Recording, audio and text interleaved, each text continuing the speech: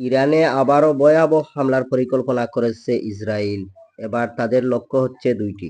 ইসরায়েলের প্রতিরক্ষা মন্ত্রী ইসরায়েল কাৎজ বলেছেন, ইরানের বিরুদ্ধে যুদ্ধ আবার শুরু করতে ইসরায়েল পরিপূর্ণ প্রস্তুত।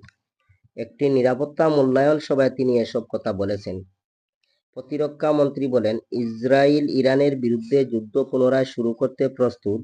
আইডিএফ প্রতিরক্ষা ও আক্রমণ উভয় দিক থেকেই তৈরি এবং লক্ষ্যবস্তু চিহ্নিত করা হয়েছে। প্রতিরক্ষা মন্ত্রী জানান, এবারের হামলা করলে দুটি লক্ষ্য নিয়েই কাজ করবে ইসরায়েল। তিনি জানান, ইসরায়েল যুক্তরাষ্ট্রের সবুজ সংকেতের অপেক্ষায় রয়েছে। এই সংকেত পেলে প্রথমেই ইরানি বংশের অবশিষ্টদের নির্মূল করা হবে।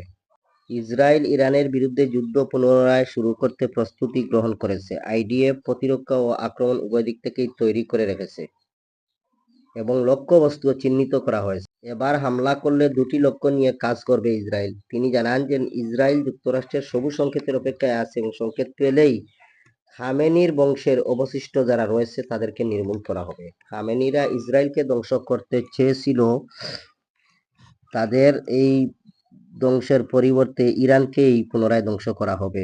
প্রতিরক্ষামন্ত্রী আরও বলেন, এছাড়া ইরানের কেন্দ্রীয় জ্বালানি ও বিদ্যুৎ কেন্দ্র উড়িয়ে দিয়ে দেশটিকে অন্ধকার যুগে ফিরিয়ে দেওয়া এবং জাতীয় অর্থনৈতিক অবকাঠামো গুড়িয়ে দেওয়ার পরিকল্পনা করেছে তারা।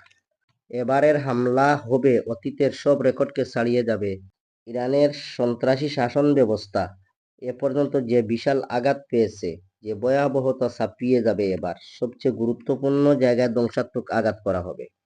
এই হামলা তাদের ভিত্তি কাঁপিয়ে দিবে এবং পুরা ইরানকে ভেঙে ফেলা হবে।